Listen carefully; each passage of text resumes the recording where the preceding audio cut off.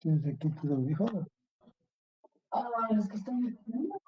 Ahí estás usando, no quieres escuchar, entonces si estás usando, entonces no vas a escuchar el resto. El otro también para escuchar.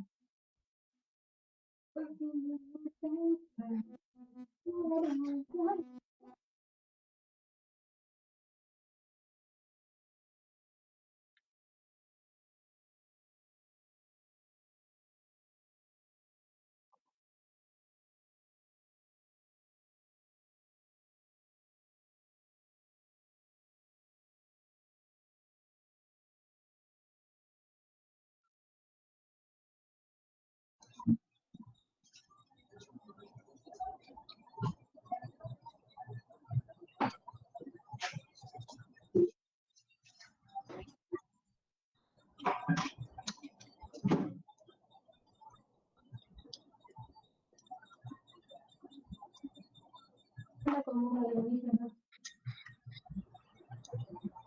Tienes como algo.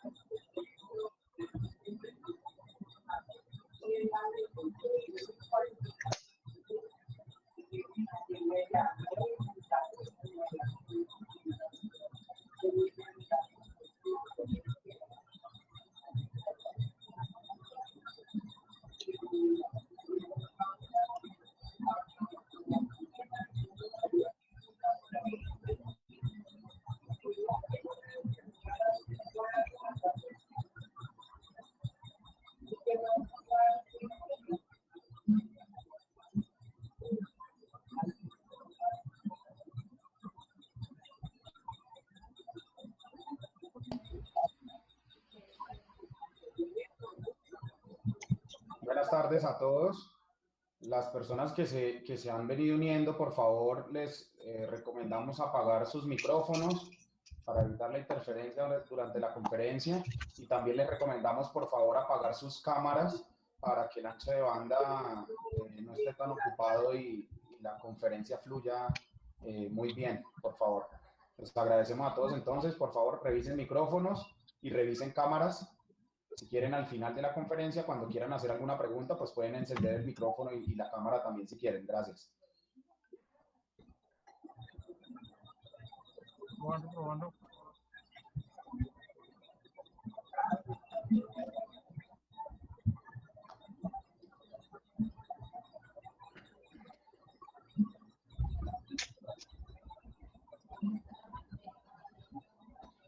Para los que no saben cómo se apaga la cámara, en la parte inferior de sus pantallas les aparece una barra blanca. Hay 3 iconos, un teléfono, ese no lo toquen hasta el final de esta llamada. Aparece un micrófono y una camarita, denle clic a cada uno y con eso apagan la cámara y apagan el micrófono. ¿Listo? Bueno, señor, que diga.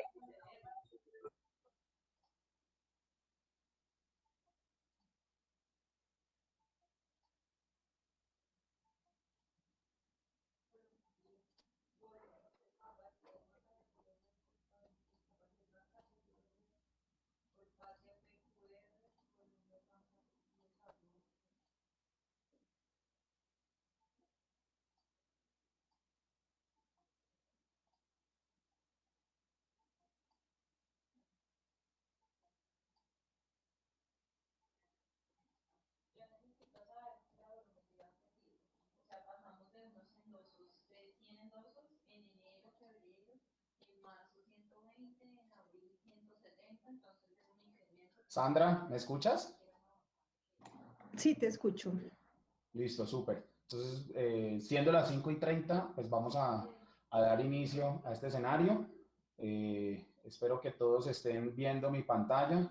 Las personas que no la estén viendo pueden buscar Flower Rodríguez entre sus contactos, ahí en las personitas que aparecen en la mano derecha superior de sus pantallas, buscan Flower Rodríguez y le dan la chinchetica para que puedan fijar mi pantalla y ver lo que estoy mostrando.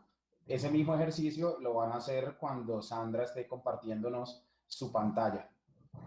Entonces, bueno, muy buenas tardes a todos. Un placer estar conectado nuevamente con ustedes. En esta ocasión, desde las conferencias técnicas que habitualmente ofrecemos desde la Asociación Colombiana de Geólogos y Geofísicos del Petróleo.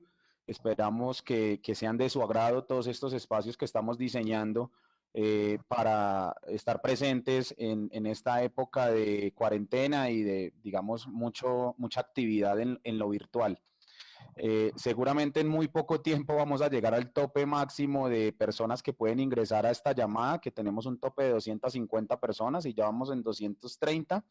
Entonces, si sus conocidos se quedan por fuera, les pueden decir que busquen la página en Facebook de la asociación, se llama ACGGP, así aparecemos en Facebook, y vía Facebook también estamos haciendo transmisión en vivo de esta conferencia, para que las personas que no puedan entrar la puedan ver también desde ese medio, ¿listo? Entonces, bueno, arranquemos. Muchas gracias a todos por acompañarnos. Este es un escenario, pues, que diseñamos para estar presentes con todos ustedes y en el marco, pues, de la campaña Cuarentena con Geociencias que ha liderado muy efectivamente la Sociedad Colombiana de Geología con nuestro apoyo y agradecer profundamente a Clemencia que generó esta dinámica con todos nosotros. La palabra más escuchada en todos estos días, por favor apaguemos los micrófonos, por favor apaguemos las cámaras de cada uno, eso nos garantiza tener un mejor ancho de banda para que la conferencia se desarrolle de la mejor manera. Entonces les agradecemos a todos, por favor apagar sus cámaras y apagar sus micrófonos. ¿Listo? Quiero hacer una breve introducción de la asociación para actualidad de todos y para que estemos enterados de cómo estamos funcionando en esta época de cuarentena. Básicamente quiero empezar presentándoles a la Junta Directiva 2020-2021 que fue elegida en la pasada Asamblea General de Miembros que hicimos el 12 de marzo. Está Enrique Velázquez como presidente de la asociación, Edgar Chahid Cairuz como vicepresidente técnico, Clemencia Gómez fue elegida como vicepresidenta administrativa, Mayra Vargas está acompañándonos como tesorera, María Angélica Bejarano quedó elegida como editora y Laura Becerra fue elegida como secretaria de nuestra asociación. Entonces, esto es un poco para que conozcan las nuevas caras que están en nuestra junta directiva y tengan total libertad de comunicarse con cada uno de ellos o conmigo. Para los que no me conocen, Flower Rodríguez, director ejecutivo de la asociación, estamos a la orden de todos ustedes para lo que tenga que ver con los roles que desde la asociación podemos apoyarles en sus carreras profesionales. Entonces tengan total libertad de conocer a cada uno de estos miembros y ojalá las condiciones que estamos viendo actualmente mejoren para que podamos vernos las caras nuevamente y de partir en estos escenarios ya en persona. Quiero solo recordarles algunos de los beneficios que tiene ser miembro de la asociación. Puntualmente, en nuestra revista Energía y Geociencias está disponible para todos los miembros en nuestra página web www.acggp.org. Los invitamos a que la visiten, a que conozcan nuestras revistas. Hemos sacado ya 29 números de la revista y están disponibles todos en nuestra página web. Y próximamente vamos a estar publicando las fechas de convocatoria para recibir propuestas de trabajos de investigación, de columnas de opinión, de diferentes trabajos que ustedes quieran compartir con la comunidad en general. Estaremos informándolos oportunamente para que todos se unan a participar en la revista Energía y Geociencias de este año, ¿ok? En la página web de la asociación también encuentran, digamos, toda la oportunidad de hacer su inscripción online. La tarifa para, digamos, profesionales que están empleados es de 150,000 pesos y la tarifa para desempleados es de 20,000 pesos, así como para estudiantes también es de 20,000 pesos. Entonces, realmente son tarifas muy asequibles que les da la oportunidad de disfrutar de estos beneficios y de las actividades que estamos programando para más adelante en términos de entrenamiento para cada uno de ustedes. Quiero contarles rápidamente las ideas y los planes que vienen a futuro como contingencia pues, ante esta eventualidad del COVID-19. Ustedes han escuchado hablar de nuestra campaña ACGGP en línea. Entonces, con ese hashtag nos pueden seguir en redes. Básicamente, mañana vamos a lanzar este concurso de videotalleres que se llama Geoscience for All, Geociencias para Todos, con el que buscamos que cada uno de ustedes, estudiantes y profesionales de las geociencias, no solo de Colombia, sino de toda la región de Latinoamérica y el Caribe, participen creando, grabando unos videos desde su casa con los elementos que tengan en sus manos para explicar algo.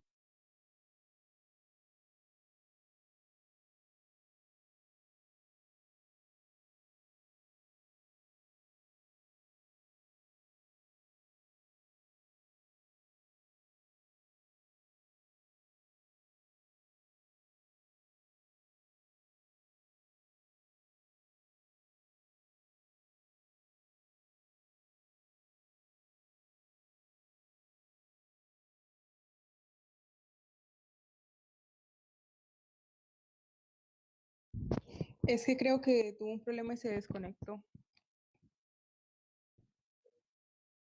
Esperemos un momento.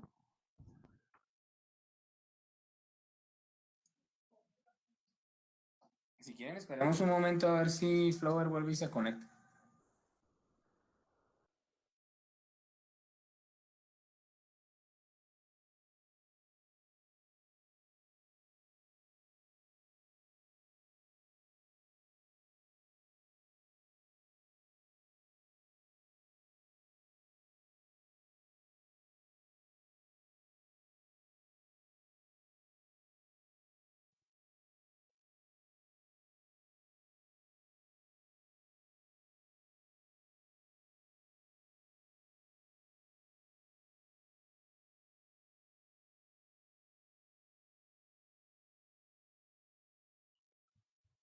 Buenas tardes, mi nombre es Mayra Vargas, como Flower por ahí nombró, soy la tesorera, la nueva tesorera de la Junta de la Asociación. Pues lo que propongo es, mientras se restablece la conexión, pues continuar con la presentación como tal. Entonces, si Sandra, por favor, no sé si tú alcanzaste a hacer pruebas con Flower para presentar y comenzar con nuestra presentación técnica, por favor. Sí, buenas tardes. Voy a compartirles la pantalla. Espero Muchas que gracias. me confirman, por favor, cuando la estén viendo. Y por favor, lo que podemos hacer ahora es entonces hacer clic en la pantalla y hacerle clic a un chinchecito que aparece para anclar la pantalla, de modo que no se pierda la presentación si alguien más se conecta o si alguien por error se coloca como presentador. Muchas gracias. Entonces, Sandra, muchas gracias por acompañarnos esta tarde y ya, pues, entonces te damos el espacio para la charla. Gracias. Bueno, buenas tardes. Muchas gracias por compartir este espacio, por conectarse. Mi nombre, como pues ya saben, es Sandra Montoya. Yo soy ingeniera de petróleos de la Universidad Nacional. Actualmente trabajo como ingeniera senior de geomecánica para la vicepresidencia de exploración de Ecopetrol. Llevo 20 años trabajando en la industria, tanto en perforación como en geomecánica. Y en Ecopetrol este es mi 4º año trabajando con ellos. Antes estaba con Schlumberger. Bueno, entonces vamos a comenzar con la presentación. La denominé geomecánica para no geomecánicos porque busca darles una visión de qué es lo que hacemos en geomecánica. Hay varios términos técnicos. Si alguno no está familiarizado con algún término, aunque las preguntas son al final de la presentación, los invito a que en el chat coloquen si necesitan definición de algo y Flover o los miembros de la junta directiva me hacen la pregunta para agilizar la presentación y pues que no se pierdan como en los conceptos. Entonces, la agenda propuesta es primero qué es la geomecánica. Vamos a enfocarnos en la geomecánica en la industria petrolera, a pesar de que la geomecánica es usada tanto en ingeniería civil como en ingeniería de minas, pero esta presentación está enfocada en la industria petrolera. ¿Cuáles son las aplicaciones de la geomecánica en perforación? Les voy a explicar esto, por qué perforación durante la charla. ¿Qué es el modelo geomecánico? ¿Cómo se construye? ¿Cuáles son los datos de entrada, el flujo de trabajo y el resultado final, que es la ventana de lodos? ¿Qué es el seguimiento en tiempo real durante la perforación de los pozos? Y al final un resumen con los puntos claves de la presentación. Luego pasaríamos a la sección de preguntas. Entonces, ¿qué es la geomecánica? La geomecánica es una disciplina que reúne muchas áreas de las geociencias con el fin de dar una respuesta al comportamiento de las rocas en cuanto a la deformación causada por esfuerzos, por presión, por temperatura, por flujo de fluidos. Recuerden que los esfuerzos es simplemente la fuerza aplicada en una unidad de área. Este es uno de los términos que más utilizamos en geomecánica. La deformación induce cambios en las propiedades de la roca y esto induce fallas en la roca, que es lo que busca predecir la geomecánica. ¿Me dicen si ven el mouse, por favor?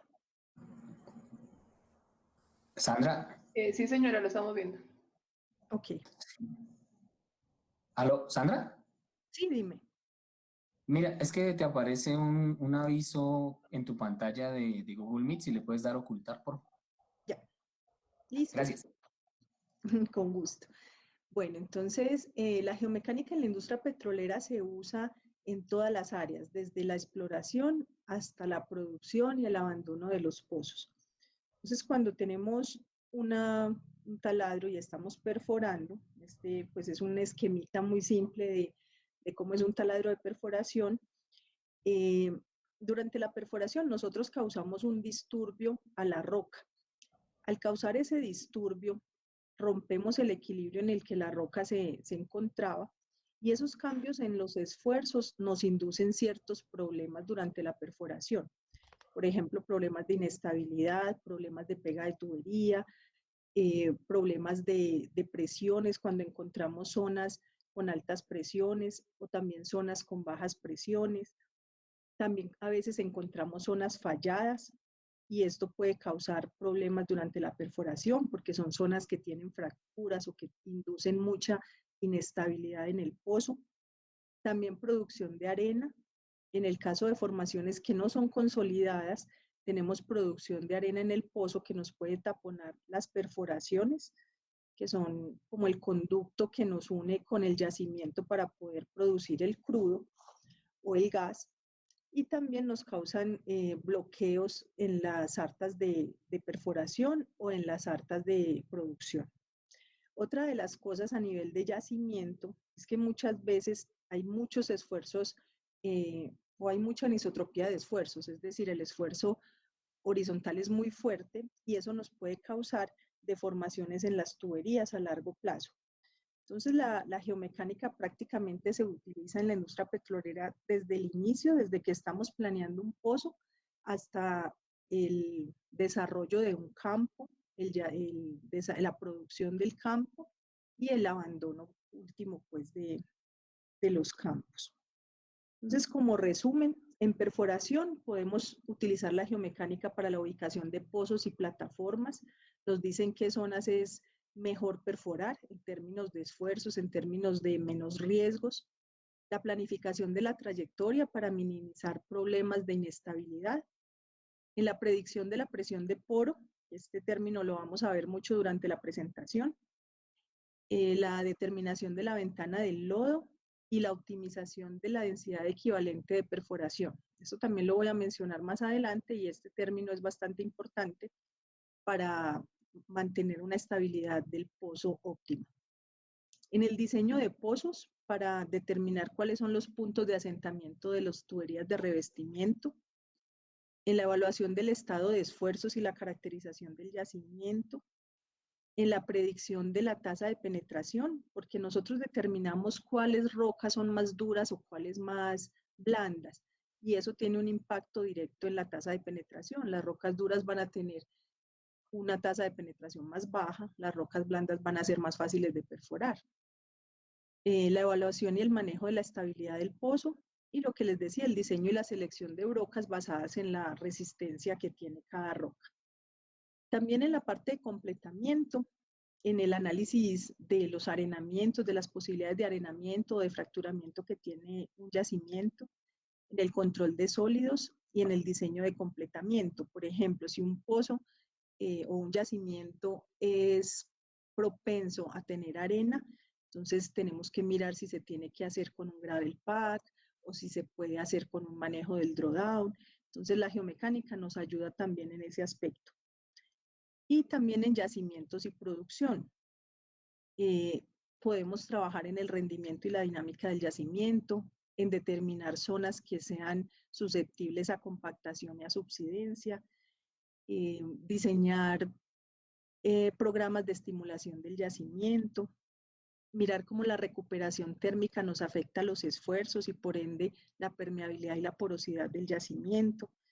También en la eliminación de residuos, por ejemplo, cuando se van a inyectar cortes o cuando vamos a tener pozos inyectores de agua. En la activación de fallas para evitar la pérdida de integridad de los pozos. Entonces, como ven, la geomecánica se usa tanto desde exploración hasta el abandono y a nivel de pozo hasta aplicaciones de campo. En esta presentación nos vamos a enfocar en la geomecánica para perforación. ¿Por qué? Porque es el input para el resto de estudios. Entonces, en la geomecánica de perforación nosotros hacemos los modelos 1D, que es lo que vamos a hablar durante toda esta hora, y esos modelos son el input para realizar estudios más avanzados, como son los estudios de arenamiento, los estudios de fracturamiento, los estudios de yacimientos o modelos acoplados ya con producción. Entonces, ese es como el centro de la presentación. Bueno, ¿cuáles son las aplicaciones fundamentales de la geomecánica? Entonces, la primera es la determinación de la ventana segura de perforación. Para esto como les dije, lo vamos a ir viendo durante la presentación. La ventana segura de perforación me dice cuál es el peso del lodo que yo necesito para perforar, cuáles son las tuberías de revestimiento y en qué punto las puedo asentar. Y una cosa muy importante, me identifica cuáles son los riesgos que yo voy a encontrar durante la perforación de un pozo. Por ejemplo, puedo tener zonas que tienen un gradiente de fractura muy bajo, entonces cuando eso ocurre, voy a tener pérdidas de fluido del pozo a la formación, y eso se llama pérdidas de circulación. Voy a tener gasificaciones, por ejemplo, encuentro zonas que tienen gas o tienen agua, tienen una presión muy alta. Entonces puede salir una burbuja de gas a superficie o puede salir un influjo y en algunos casos podemos tener un blowout, una explosión en superficie. Pegas de tubería. Este es uno de los casos más comunes. Como ven acá en el dibujito, ahí están esquematizadas muchas de las pegas de tubería. Por ejemplo, las tres principales son la pega diferencial, que como su nombre lo indica, es un diferencial de presión entre la formación y el pozo. Entonces lo que hace es como un efecto de succión y me pega la sarta a la pared del pozo. Tenemos otra que es por zonas inconsolidadas, esto se llama un empaquetamiento. Aquí la zona que es más débil se derrumba y me atrapa la sarta. Tenemos también, por ejemplo, zonas con puntos apretados, es decir, puede ser una arcilla que es muy dúctil y esa arcilla me cierra el pozo, ya no me deja entrar con la broca a perforar. Podemos también tener, por ejemplo, un side track. En este caso, si tenemos un empaquetamiento y jalamos para tratar de salir, es probable que la tubería se rompa en esta zona. Entonces me queda una parte de tubería en el pozo que le llamamos pescado. Y en algunos casos no se puede recuperar y nos toca hacer un side track, que es un desvío o un nuevo pozo. Eso genera costos, genera mucho tiempo improductivo en una operación. También pues derrumbes, que es lo que ya les hablaba, el derrumbe puede ser por zonas no consolidadas o también por zonas fracturadas o falladas, que ya tienen unos planos de debilidad y en este caso caen como bloquecitos que me atrapan la sarta. Otra de las cosas es las sobrepresiones o las zonas que tienen fluido con una presión mayor que mi lodo que tengo en el pozo. Aquí, ¿qué pasa? El fluido que está en la roca va a salir al pozo, se va a traer también cierta parte de la pared del pozo, que estos se llaman cavings, para que vayan teniendo en mente esos términos. Los cortes que son ocasionados por la broca son los cuttings, son los cortes de perforación, pero los pedazos que caen de la pared del pozo se llaman cavings. Y los cavings nos van a dar indicio de qué mecanismos de inestabilidad estoy presentando en el pozo. Bueno, aquí vemos algunos de los problemas que también tenemos en la perforación. Por ejemplo, a veces tenemos arcillas reactivas. Nosotros llamamos a esto gumbo.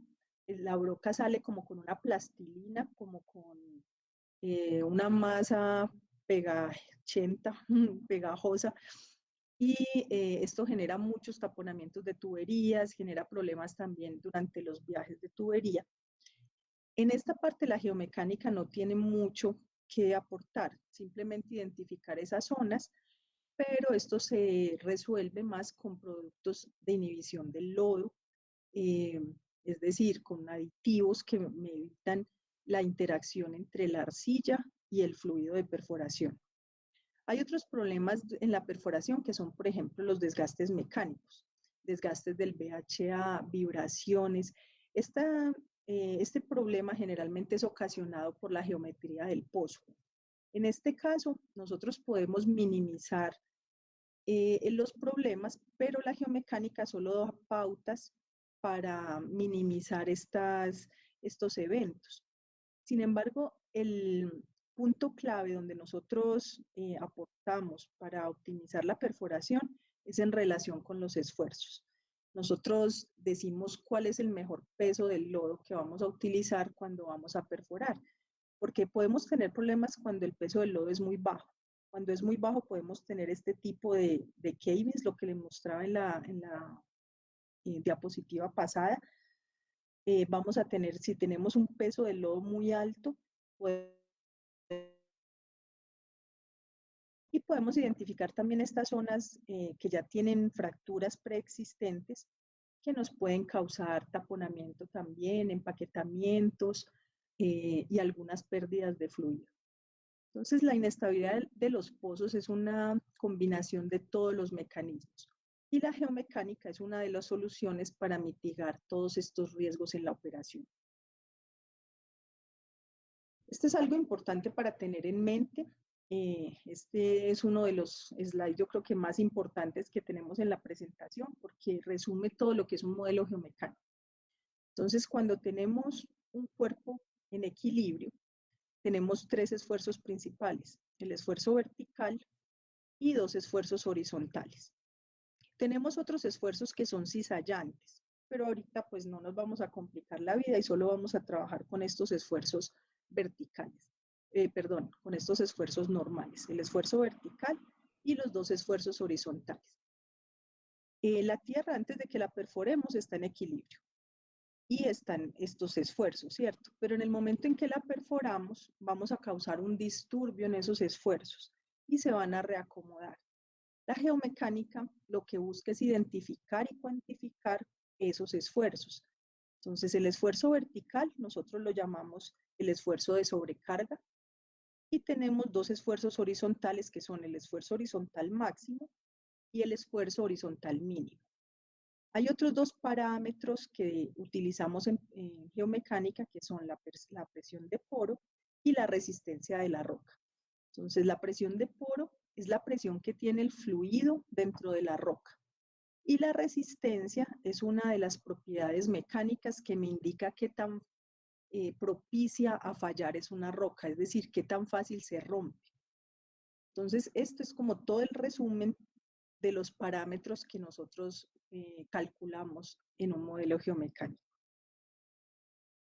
Pero, ¿cómo se construye un modelo geomecánico? Déjenme preguntarle, ¿hasta aquí van bien o tienen alguna duda? Bien, bien. Bueno, entonces, para construir un modelo geomecánico tenemos 10 pasos. Estos 10 pasos es algo que utiliza la industria normalmente, ya sean las compañías operadoras o las compañías de servicios. Es estándar, los pasos que llevamos para construir un modelo 1D. Esto es lo que les decía, por eso la presentación está enfocada en perforación, porque los modelos 1D son la base para poder hacer cualquier otro tipo de estudios a nivel de geomecánica, tanto de completamiento como de yacimientos, de producción. Entonces, el primero, vamos a hablar aquí rápidamente de los pasos y luego vamos a mirar cada uno en detalle. Entonces, la auditoría de información es el primer paso. En este paso lo que hacemos es recopilar la información del campo o de los pozos que vamos a utilizar como pozos de correlación. Luego toda esa información la utilizamos para construir o para darnos una idea de cómo es la geología del área, es decir, si vamos a tener fallas, si los estratos van a estar muy inclinados, si vamos a tener qué tipo de formaciones vamos a encontrar. Aquí también nos apoyamos mucho de la sísmica. Algo que se me olvidaba mencionarles, la geomecánica no es una disciplina sola. Nosotros trabajamos en equipo con todas las otras disciplinas de geociencias e ingeniería.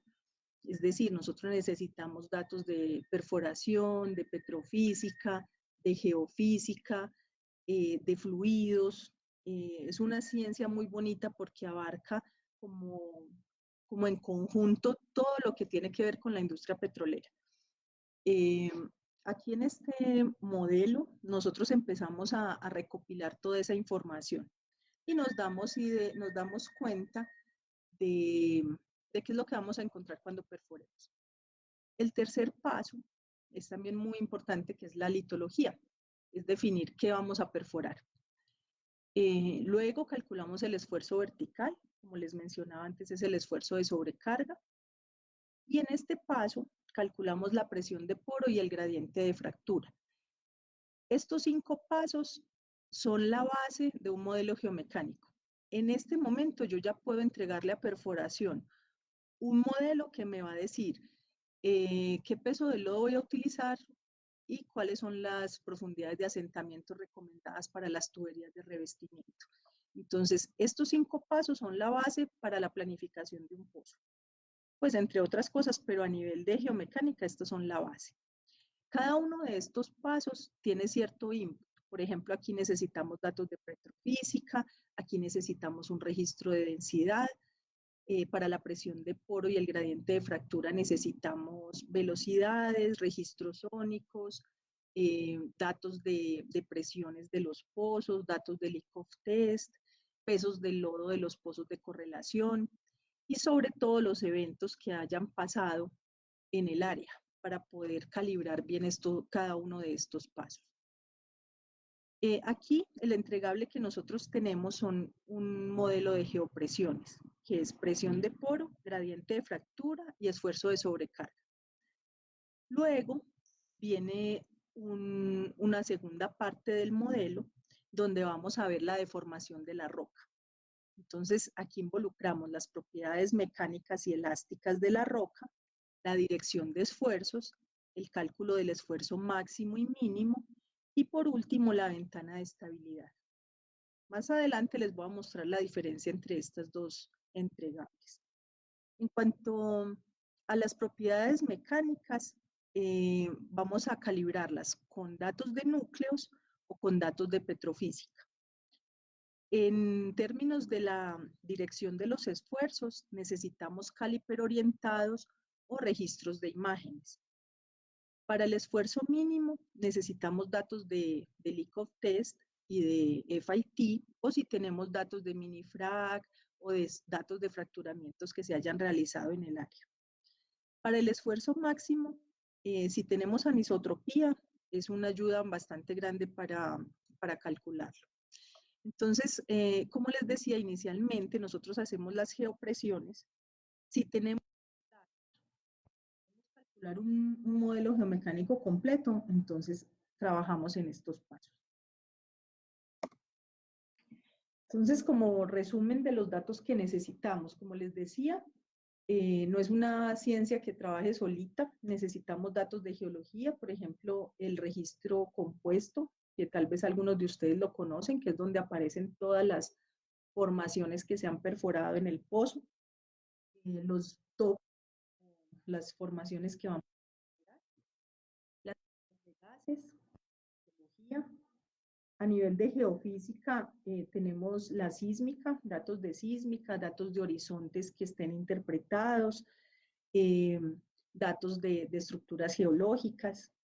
A nivel de petrofísica, necesitamos todos los registros. Los principales que necesitamos en un modelo son la densidad, el sónico, el caliper, la porosidad, la resistividad, y tenemos unos registros especiales que son calculados por los petrofísicos, que son la porosidad total, la porosidad efectiva, el volumen de arcillas y el volumen de lutitas. También lo que es el análisis de imágenes, y algunas veces ellos nos suministran las propiedades mecánicas. Sin embargo, la mayoría de las veces nosotros las calculamos.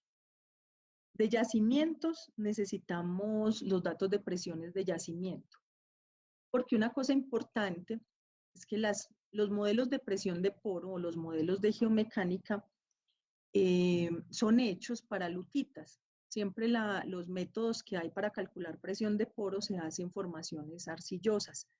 Para las arenas, la única forma que tenemos de calcular esa presión o de saberla es con los datos medidos, con los datos que tenemos de las herramientas XPT, MDT, básicamente. Y a nivel de perforación necesitamos todo el análisis de eventos de los pozos, dónde se pegaron, dónde hubo pérdidas de fluido, cuáles formaciones fueron difíciles de perforar. Entonces, con base en todos estos datos, vamos a empezar a construir el modelo. Aquí les tengo un ejemplo de registros de pozo para las personas que no están familiarizadas con esto. Es como si fuera un electrocardiograma de la roca. Entonces, lo que me va a decir es, por ejemplo, aquí tengo un registro gamma y tengo un registro caliper. Entonces, el gamma me dice qué formaciones son más arenosas, qué formaciones son más arcillosas. El caliper me dice qué tan ensanchado está un pozo, una sección del pozo, o qué tan en calibre está. Tengo también datos de sónico. Estos son registros que miden porosidad, como son el sónico y la porosidad neutrón. Entonces me dicen qué tan apretada es una roca o qué tan porosa es. Básicamente, lo que hago con con el gamma ray es construir esta columna de litología. Entonces, aquí me indica que son unas zonas más arenosas, unas zonas más arcillosas, puedo tener zonas de carbones. Es como un mapa de lo que estoy viendo en el subsuelo. Y estos registros son el dato de entrada para construir un modelo geomecánico.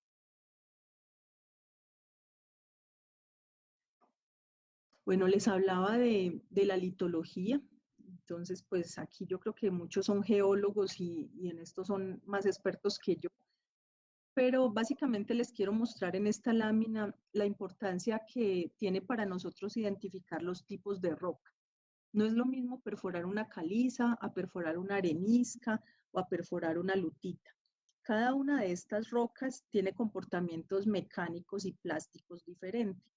Entonces, por ejemplo, las lutitas se desmoronan, las calizas son duras pero tienen mucha porosidad, la arenisca en algunos casos, si no es muy consolidada, se me puede derrumbar o se me puede lavar.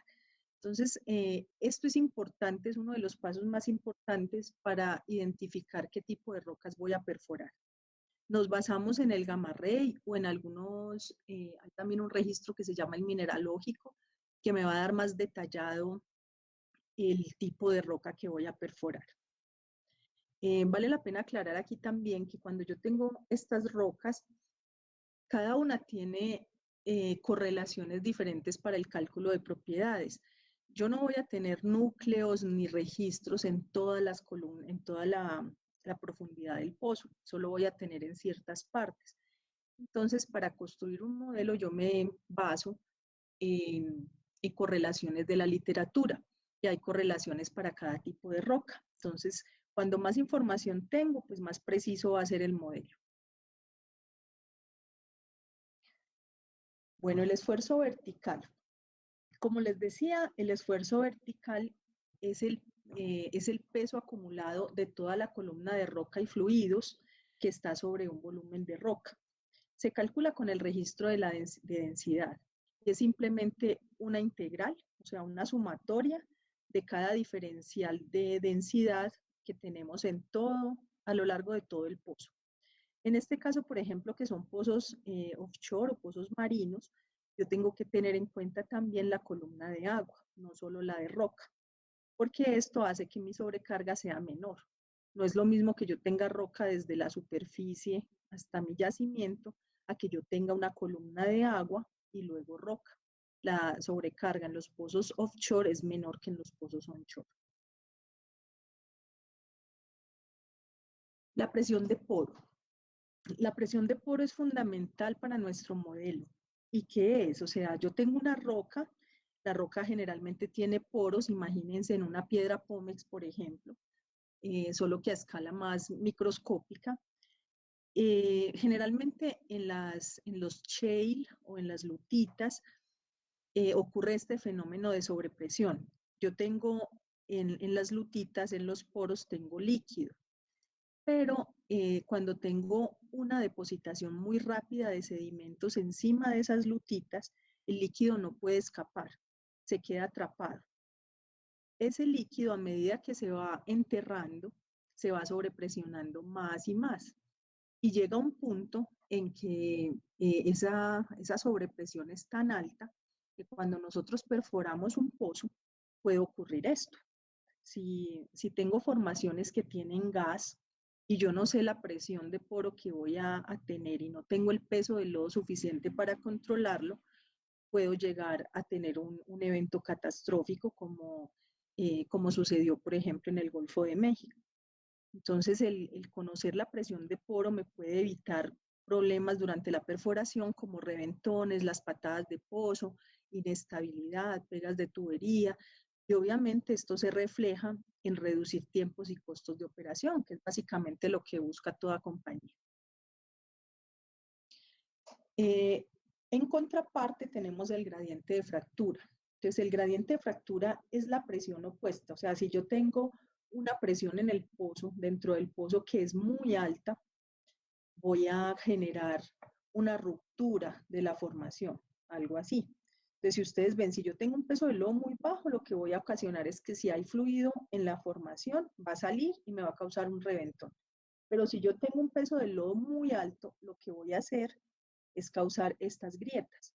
Y ahí voy a perder fluido y pierdo el balance del pozo.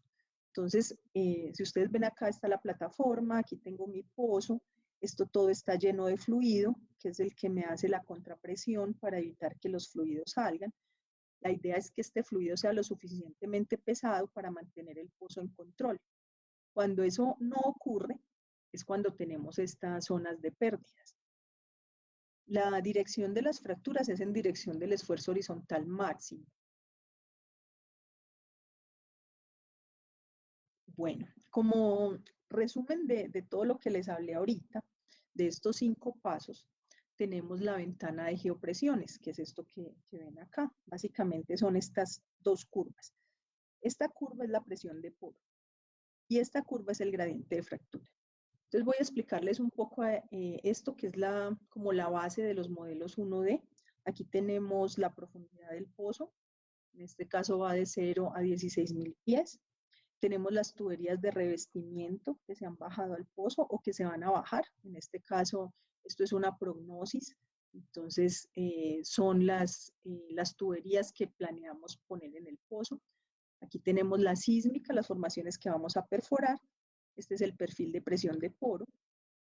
Si ustedes ven acá, tenemos varios estratos, por eso la presión de poro varía dependiendo del tipo de litología que voy a encontrar. Y acá, esta zona masiva es una zona de lutitas que está sobrepresionada. Entonces, si ustedes ven la presión aquí, esta escala, nosotros generalmente manejamos presión en PSI, que es una unidad de presión, o en PPG, que es unidad de peso del lodo. Los perforadores utilizan peso del lodo porque es lo que tienen para controlar las presiones en el campo. Entonces, esta escala va de 0 a 10, de 8 a 18. La presión normal es 8.3, que es una presión de un acuífero, por ejemplo. Aquí, a medida que va aumentando, ya voy teniendo zonas de sobrepresión. Cuando mi presión se aleja de la presión normal, que es 8.3, son zonas de sobrepresión. Cuando se disminuye, voy a tener zonas que están depletadas, es decir, que tienen una presión por debajo de la presión hidrostática. Ambas me generan problemas. Cuando tengo presión depletada, voy a tener problemas de pegas diferenciales. Cuando tengo presiones altas, tenemos todos esos problemas de gasificaciones o de inestabilidad del pozo. Esto se llama una ventana segura de perforación. Esta zona blanca que ustedes ven acá, entre estos 2 límites. El peso del lodo que yo diseño debe estar entre esos 2 límites. Debe ser mayor que la presión de poro para evitar los gases o los fluidos que vienen de las formaciones y menor que el gradiente de fractura para evitar las pérdidas de fluido en la formación. Entonces, esta ventana se llama una ventana de geopresiones y los entregables son la presión de poro, el gradiente de fractura y el esfuerzo vertical. ¿Qué me permite? Definir los puntos de asentamiento. Por ejemplo, este casing aquí, ¿por qué se colocó acá? Porque aquí comienza la zona de sobrepresión. Entonces, si yo voy a perforar con este peso del lodo en esta zona, voy a estar por debajo de la presión de poro. Entonces, yo tengo que aislar esta zona de sobrepresión de mis zonas más someras. Por eso coloco una tubería de revestimiento acá. ¿Qué me permite eso? Que ya de aquí para arriba tengo todo aislado y de aquí para abajo puedo aumentar el peso del lodo para controlar esta presión. ¿Tienen alguna pregunta hasta acá?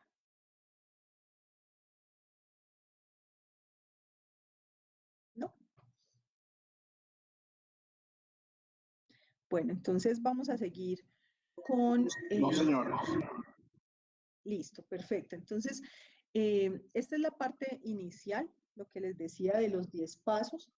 Aquí tenemos el modelo de geopresiones.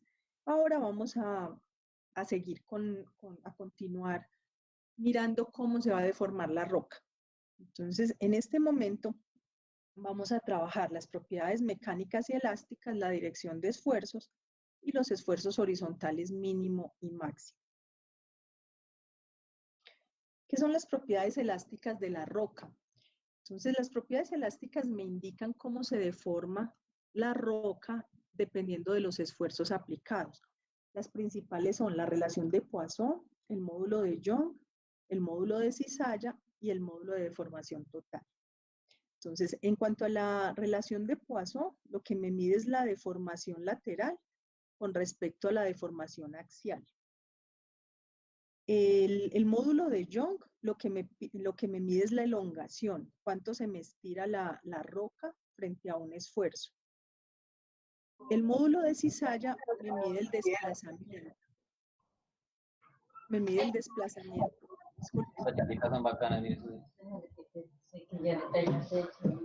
¿Pueden apagar el micrófono? ¿O van a hacer alguna pregunta?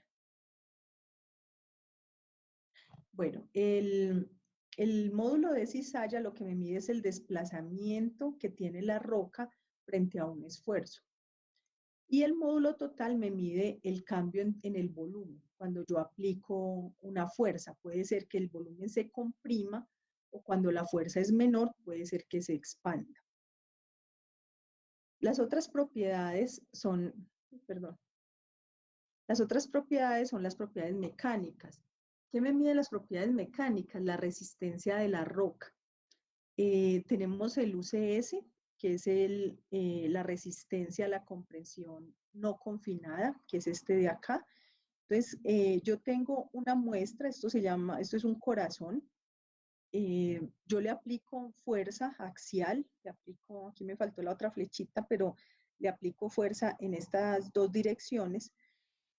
Y el UCS me mide la fuerza o la resistencia que tiene la roca antes de fallar, antes de romperse en compresión. El esfuerzo a la tensión es al revés. Lo que hago es que jalo la muestra hasta que también se rompe, pero en tensión. El UCS me indica cuándo la formación va a colapsar. La resistencia a la tensión me mide cuándo la formación se va a fracturar. Y el ángulo de fricción me indica como el punto en el cual empieza a perder cohesión la roca. Esto es importante porque me va a decir cómo va a fallar mi roca, qué peso del lodo necesito para evitar que pase esto, que se fracture o que se colapse. ¿Cómo se ven las propiedades mecánicas? Cuando yo las calculo, aquí por ejemplo, es una gráfica típica. Aquí tengo la litología, me muestra las zonas arcillosas y las zonas más arenosas. Tengo mi ángulo de fricción.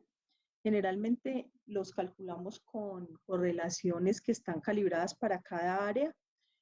A veces cuando tenemos datos de núcleos, ajustamos estas curvas a esos datos de núcleos, que es el dato más duro que podemos tener en perforación.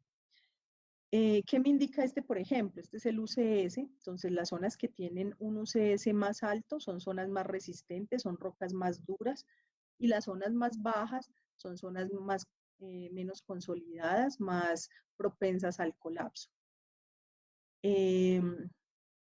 Básicamente las propiedades elásticas y mecánicas tienen un comportamiento no parecido, sino que las veo como registros y me van a indicar a cada profundidad cuál es el comportamiento de la roca ante los esfuerzos, cómo se me va a deformar la roca. Bueno, ahora llegamos a la parte de esfuerzos. Como ya les mencionaba, tenemos el esfuerzo vertical, que fue el que calculamos al inicio de la presentación, que es el esfuerzo vertical, es el peso de todas las formaciones hasta mi volumen de roca. Y los esfuerzos horizontales, que son el esfuerzo horizontal máximo y el esfuerzo horizontal mínimo. ¿Para qué son importantes? Porque esto me determina a nivel de geología qué me voy a encontrar cuando esté en el pozo. Entonces, dependiendo del régimen que tenemos, y pues aquí también los que son geólogos manejan mucho mejor esto que yo. Entonces, podemos tener tres tipos de regímenes: el régimen normal, el régimen inverso y el régimen transpresivo o strike slip. En cada uno de estos, el máximo esfuerzo varía. En el régimen normal, el esfuerzo máximo es el esfuerzo vertical y los esfuerzos horizontales son el mínimo y el intermedio. En este caso, por ejemplo, como la sobrecarga es mayor, lo que hace a nivel de geología es que los bloques de roca se desplazan uno hacia abajo y el otro, o sea, uno baja y el otro sube, debido a que el esfuerzo vertical es el mayor. En el régimen inverso, los esfuerzos mayores son los horizontales. Entonces, el máximo es el horizontal máximo, luego el esfuerzo horizontal mínimo es el intermedio y el vertical es el más pequeño. Esto ocurre mucho en el piedemonte llanero, en esta zona. Por eso se ve el plegamiento de las montañas, porque los esfuerzos horizontales son tan altos que me causan ese plegamiento. En el transpresivo tenemos un desplazamiento de los bloques, porque el máximo es el horizontal, el intermedio es el vertical y el horizontal mínimo es el más pequeño.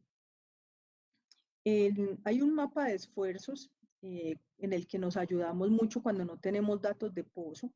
Este mapa de esfuerzos está basado en los mecanismos focales, en sismicidad y en algunos datos de pozos, y nos indica cuál es la dirección de los esfuerzos.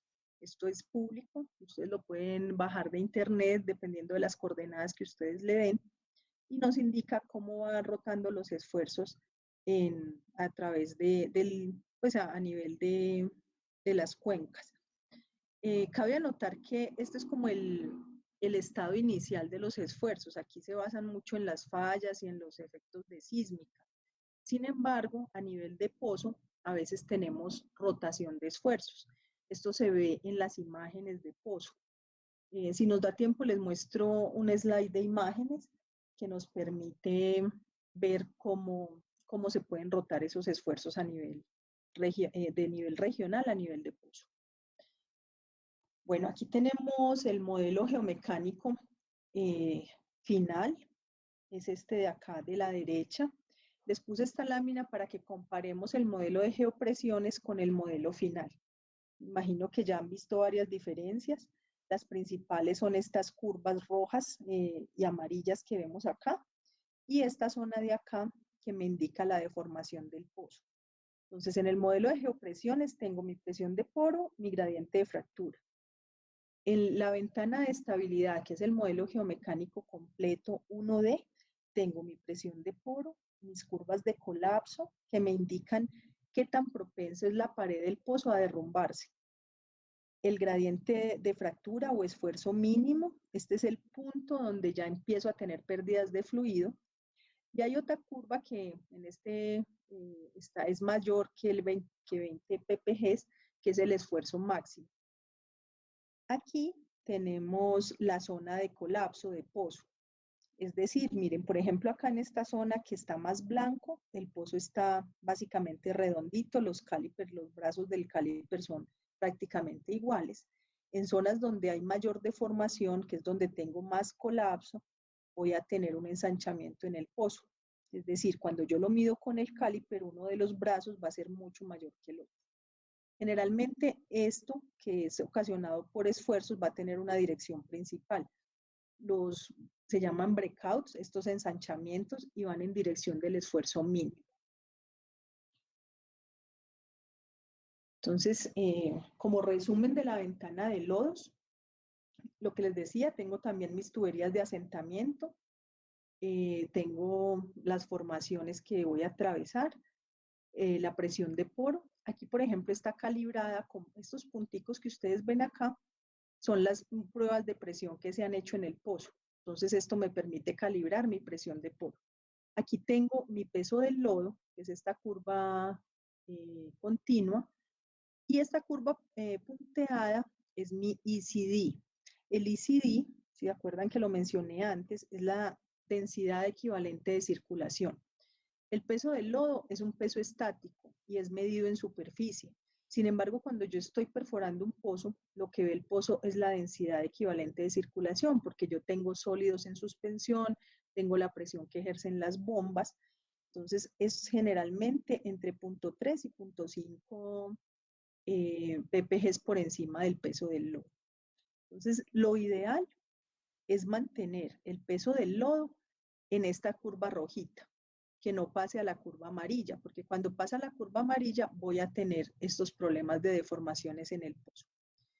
Otro de los puntos de calibración ya para el gradiente de fractura o esfuerzo mínimo son los Likov test.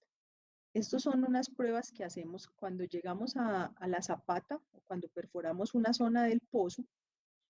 Se asienta la tubería de revestimiento, se perforan 10 pies de nueva formación y se trata de inyectar fluido. O sea, se hace presión desde superficie.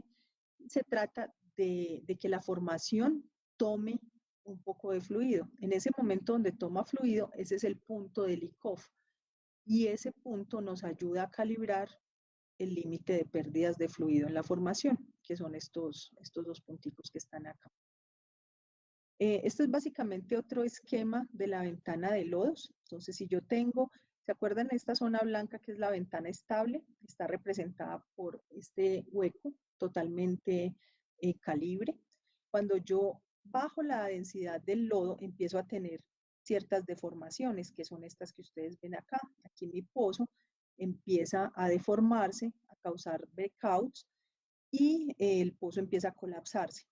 Cuando yo tengo un peso de lodo demasiado bajo, es decir, que está por aquí, por debajo de la presión de poro, voy a tener gasificaciones o líquido en superficie, o voy a tener una deformación del pozo mucho mayor. Cuando yo tengo un peso de lodo muy alto, ocurre lo contrario, que sería hacia este lado. Aquí tendría fracturas, por ejemplo, cuando supera este límite de pérdidas, esta zona azul, o podría tener, en este caso, por ejemplo, un fracturamiento hidráulico, que es cuando supera uno el gradiente de fractura. En este caso, el peso del lodo tendría que estar por encima de 20 ppg para causar una ruptura de la roca. Cuando hacemos fracturas hidráulicas, esto es lo que buscamos hacer. Otra cosa para mencionar, la geomecánica ayuda a determinar cómo es la fractura hidráulica, cuáles son las zonas que la contienen, porque es un mito que, por ejemplo, cuando hacemos un fracking, que las fracturas llegan hasta superficie. No, lo que hacemos es contenerlas con zonas que son permeables, que no permiten la propagación de esa fractura. Entonces, eso también es realizado por geomecánica. Bueno, una vez tenemos el modelo 1D, solo como para mencionarles, podemos hacer también modelos 3D. Entonces, utilizamos la sísmica, creamos cubos de propiedades basados pues en toda la sísmica, ya sea 2D o 3D que tengamos. Hacemos básicamente los mismos pasos, pero en volumen, a través de toda la sísmica 3D.